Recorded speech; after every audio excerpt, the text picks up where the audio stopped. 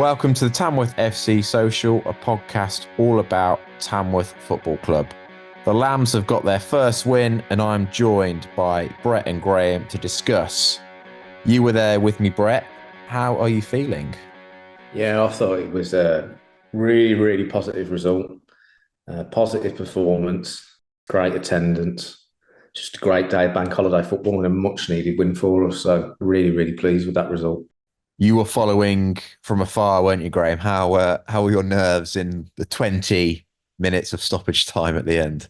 Yeah, it was really nerve-wracking because we played really well. And as soon as that injury happened, it was like, oh my God, you just know that it's going to be like a bit squeaky bum towards the end. And we really sat back then and just kind of invited them onto us. And they they had quite a few really decent chances. And I would say we were very close to just making it 4-1 just before that. So it was an excellent game for us. I think we kind of really showed that we're stepping up to the level, and we have done the last couple of games really. So yeah, just absolutely delighted that we got that first win. And it was, as Andy Peake said in his interview, it was just about getting it over the line, and we've done that, and now we can start to look ahead now. Intrigued to see if either of you remember off the top of your heads what was Tamworth's last victory in the fifth tier of English football. Did we beat Cambridge 1-0? I'm not sure if Brett he might have been there for that. Any advance, Brett, on that? I'm not sure. I'm pretty sure though it was on the back of like a really long losing streak, and we were already down, and then we beat somebody, and I'm pretty sure it was at home as well. So, according to the information I found, so there was a pretty barren run for Tamworth. You're right, but Tamworth's last victory at this level was a 3-2 win away at Dartford in the April of 2014, the penultimate game of that season, and it came off the back of a 1-0 win at home to Hereford, and then Tamworth lost the last game of that season 4-2 against Woking. Lots of positives though from Monday's game. I thought Chris Wreh was absolutely exceptional. Led the line in the way that a striker at this level should lead the line, like just a really good all-round display. And then Tshikuna as well was almost kind of working in tandem with him at times, and got a really good goal of his own. I couldn't believe that when I saw that fly in to make it 3-1. Fair play to Chris Wreh, because clearly he's had to wait, a couple of games for a start. Saved us against Boston with that really good strike. And really, I think that's what we were crying out for as well. Someone with a bit of experience who could run the line, put some pressure on. I mean, there was times where he was up there completely on his own, applying pressure, and he looked dangerous throughout as well. So, fair play to Chris Wreh. It was a great performance. Exactly what we needed and probably what he needed. And he's shown really what we miss out on by not having him start, I think, and not giving him long enough game times, because he's got an opportunity, hasn't he, now with us to make another name for himself at this level. So, and he's not going to do that, obviously, coming off the bench in the 70th minute. He needs to be starting games and scoring goals. And if he keeps playing like that, then I'm sure Peaks has got absolutely no reason to be dropping him. But for me, what it did as well was that we just looked so much more dangerous from the off. All this hold-up play that we've been doing with no one there to kind of sweep it up and do anything with it, there was none of that. He was powerful. He could move in and out. I mean, all right, fine. He doesn't move quite as quick as some of the other players, but he's smart with it. He gets down and he gets in where he needs to, and then he comes out the other side with the ball and puts pressure on. He's a smart player. There was a couple of really deft touches that he did, which I don't think many of the other players would be able to do. There was a couple of passes he took, one in particular where he kind of just flicked it off and somebody ran onto it. And the finish as well, that's a proper striker's finish.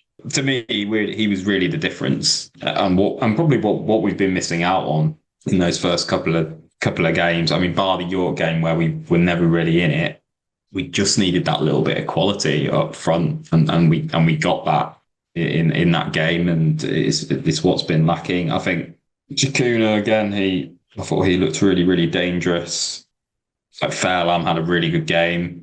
He was really solid. He's looked really good since the start of the season, I think. Just everywhere, proper energetic. Obviously wants to keep his place in that team. he was kind of second choice really to Callum Cockrell-Mullet. But he's got to keep his place in that team at the moment. Morrison again, George Morrison, thought he's really strong player. He seems to be getting sort of better with every game. But I think it was the delivery of like our set pieces and crosses and stuff that was really decent. There was we just looked a threat every time we were kind of going forward really. And it was only when we sat back towards the end then that we invited pressure on us. But when we're playing on the front foot, we're so dangerous. We always look a threat. And sometimes it's not always pretty to watch, but it's effective. Thought it was, particularly the first half, it was a game of the Tom Tonks long throw coming back a little bit. Me and Brett kept saying to each other during that first half, like, Tamworth didn't really look like scoring from open play, but then I don't really think Aldershot were particularly threatening either. But obviously they scored, but the Tom Tonks long throws were like really a good outlet in that first half. Like I don't know what it is about the long throw in football, but there's something about it that it seems to make a defending team a little bit unsettled and panic a little bit, no matter what the level. I think it's a bit unusual as well, I suppose, at National League level now. You see how Aldershot play their football. You see how Hartlepool play their football, and York City. It's all on the floor. It's quite pretty. When it works, it works. But for a good majority of that game, Aldershot they didn't really do anything with it. It was only when we invited the pressure onto them that they were suddenly putting together nice patterns of play and getting themselves into really good position. I think the other thing with the long throws as well is obviously you can use it to your advantage if the team playing's not that tall either, which I don't think Aldershot were the biggest team, which I think probably definitely used to our advantage, but not just from the long throws either, the same with the corners and the free kicks. I wonder if, the way the game ended with Tamworth kind of defending for their lives a little bit, sat well back and sort of soaking up a lot of pressure. I wonder if the team and Andy Peakes will maybe take that next time they're in a similar situation where they're defending, a point or 3 points. Maybe they will try and control the game and sort of see it out that way. I suppose they're learning though, aren't they, as they go.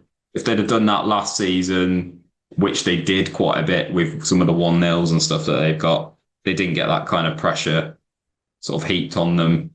Teams couldn't really work out how to get through them. They were just solid. Whereas now you've got you can see the step up. You've got what I'd say more intelligent players with different patterns, and they're obviously practicing all these things all the time because they're full time. They're going to find ways through it, and the longer that they're on the field, the more chance that they have to do that. So I guess it's one of them learning curves, and we've got through it this time. But like you say, we're not necessarily going to get through it. If we did that 5 times, we're probably going to lose or get pulled back in 4 out of 5 of those games, I'd say, because there was some 2 really, really good chances they had that they should have scored, and we kind of were living very dangerously.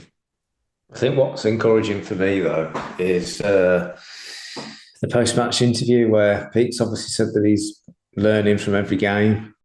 The bit that I was really impressed with is when he said that he's kind of learned and picked up that you've got to assess each team game to game and then really look and think about how you're going to set up, rather than probably set up like we definitely would have done in the last 2 years, where we set up how we want to and then leave the opposition to try and deal with us. Obviously, it's about so much more now at this level. It's much more technical and tactical. You've got to play off what the other team's not so great at and balance it against what you are good at while protecting your own weaknesses as well.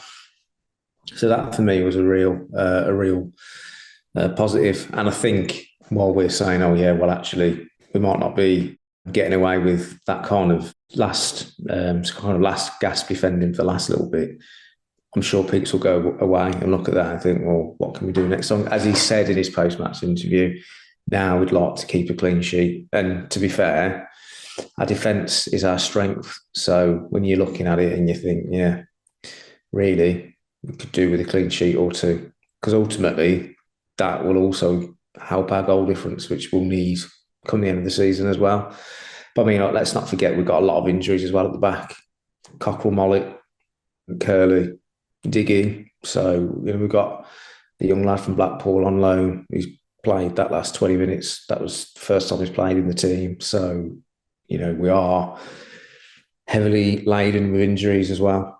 So that's not, you've got Mills as well, who's missing that bit of probably tackle in the midfield too. So there are bits really where we are lacking. Me and Brett were also talking about on our way out of the Lamb as well. Results didn't exactly go Tamworth's way. I make it that every team that's currently below Tamworth in the table all picked up a point or 3 points, which in the grand scheme of things, it might not matter, but it didn't quite give Tamworth a kind of boost up the table that maybe on another day a big win like that would have done.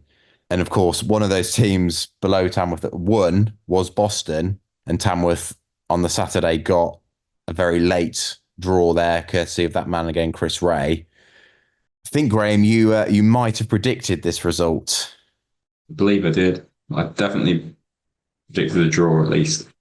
I didn't want it to be a draw, but I think it kind of had it written all over it for me. Just probably two teams coming out a bit cautiously, both wanting to get that first win.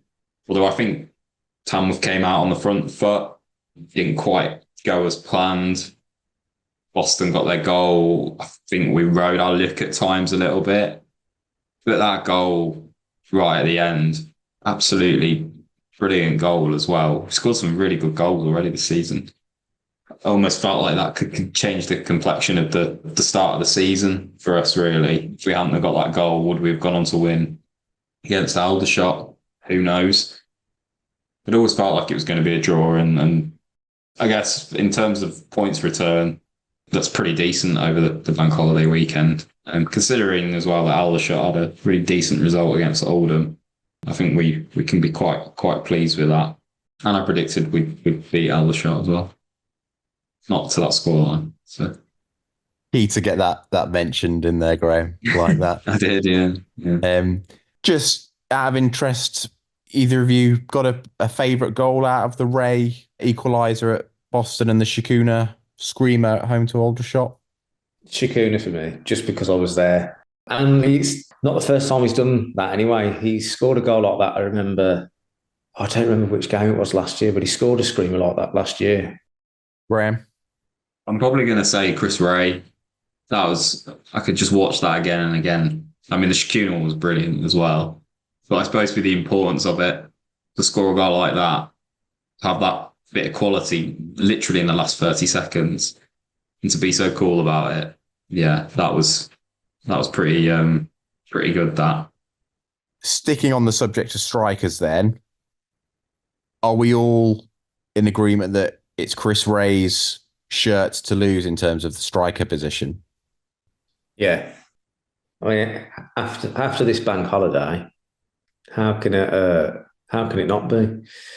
I think Creaney's obviously not managed to find a goal yet. I think Okafor he just needs to get a goal, doesn't he? What do you think, Graham? Is Chris Wreh your man for the foreseeable? Is Chris Wreh my man? Yeah, definitely at the moment. He's, I'd say, by far, really. In terms of quality, it just seems like he's a step up, really. He looks like a National League striker. And, well, I guess he was last season. And I suppose he has got a bit of a point to prove. He was at Hartlepool and didn't quite get his opportunity. And this is a massive opportunity for him. And at the moment, he's taking it. And long may that continue. He's definitely got the quality there. And you can see that. And I suppose he was probably a bit frustrated that he didn't get to start those first couple of games. But now he's got his chance. He's absolutely taking it. And he deserves to stay there.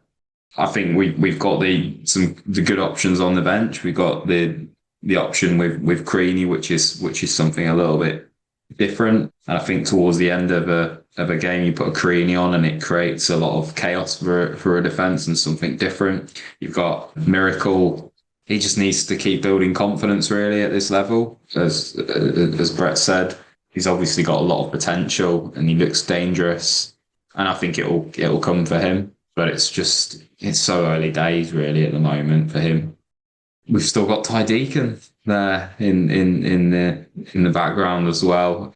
Andy Peaks mentioned at the start of the season that there might be some players that get loaned out to get some game time, and I guess for Ty Deacon at the moment, it would be good for him to go out and get some game time out on loan. Why not go to a Conference North club and try and get some games and some goals and come back and a bit of confidence, and then tussle for a place in the team. August then concludes for Tamworth with an away trip to Barnet. I'm not sure how I feel about this game. On the one hand, I'm a bit like, well, they're Barnet and, they're one of the favourites to get promoted. But then on the other hand, they haven't exactly blown teams away in August, and they did lose 3-1 to Maidenhead on Monday. So it could be an opportunity for Tamworth to kind of capitalise on a team that's slightly down. Graham, what do you think? Yeah, that was a very surprising result. I think it was probably no better time to play than we've just won our first game and they've lost. So we've got to go into it full of confidence, nothing to lose. I don't see why we can't go there and get a result, to be honest, if we've got a mind to it. I think if we play our game, I suppose Barnet are probably going to be trying to get a bit of a reaction. They are at home. But we went to Scunthorpe last season, went to a couple of decent big clubs. Yeah, why not? I don't see why we can't go and get a result there. Just looking at the Barnet results so far this season, they've been really inconsistent. So they lost to Halifax first game of the season. They then beat Ebbsfleet. Obviously Ebbsfleet are going to be down there this year, you'd probably say. They beat Forest Green. Okay, that's a great result, but Forest Green had a man sent off. They beat Southend, and the good result. And then they lost to Maidenhead. So I don't think we should really be going there being afraid. I mean, I see no reason why we can't go there really and frustrate them a little bit. We could be going there. We should be going there on the back of the Aldershot result and the positive end to the Boston result. We should definitely be setting up there more positively than we did against York. That's for certain. We should go there and give it a go and see what we can do. I mean, who knows? We could nick a 1-0 win. I think they might struggle to break us down. That's an interesting point you make about York as well, because that's the learning curve that we've got to take away from that game.